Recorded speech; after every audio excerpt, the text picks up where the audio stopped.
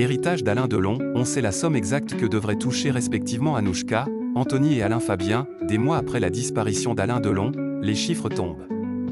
On connaît désormais les montants précis que devraient toucher ces trois enfants.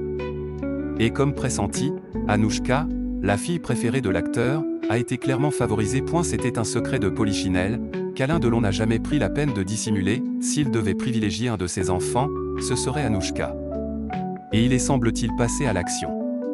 Comme le révèle Paris Match, un deuxième testament, signé par Alain Delon le 24 novembre 2022 à Genève, en présence d'Anouchka Delon et de Christophe Ayala, ancien avocat du Guépard, mais sans ses fils, fait d'elle sa seule héritière morale.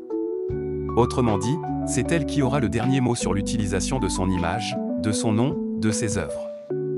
Une différence de traitement avec ses frères qui risque de creuser encore un peu plus le fossé entre points. Anouchka Delon sort du silence et évoque les tensions avec ses frères. Ce jeudi 22 mai, dans les colonnes de Gala, Anouchka Delon a enfin dit ce qu'elle gardait pour elle depuis des mois. Et ces mots claquent comme une gifle. Ce qu'il s'est passé l'année dernière, c'est un double deuil pour moi. D'un côté, la perte de son père. De l'autre, celle de ses frères, avec lesquels le lien semble irrémédiablement rompu. Je suis dans le manque de tout. J'ai le sentiment d'avoir perdu ma famille, avoue la maman de Lino, qui évoque une année violente, marquée par les accusations, les tensions, et surtout un silence pesant. Cette rupture brutale avec Anthony et Alain Fabien, intervenue après l'affaire Hiromi Rollin, a laissé des plaies, que la succession risque de rouvrir. Mais combien les enfants d'Alain Delon vont-ils chacun toucher? D'après les dernières révélations de Paris Match, la succession d'Alain Delon s'annonce moins colossale que certains l'avaient imaginé.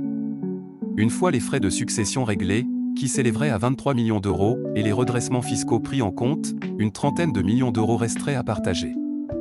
Anouchka devrait ainsi recevoir une quinzaine de millions d'euros, tandis qu'Anthony et Alain Fabien, eux, se partageront chacun une enveloppe estimée entre 6 et 7 millions d'euros. Soit beaucoup moins que les 150 à 350 millions d'euros évoqués un temps dans la presse. En attendant la signature finale de la succession prévue courant 2025, chacun aurait perçu une avance de 100 000 francs suisses. Une manne précieuse, tant les tensions semblent désormais cristallisées autour de cet héritage, et de cette filiation en or.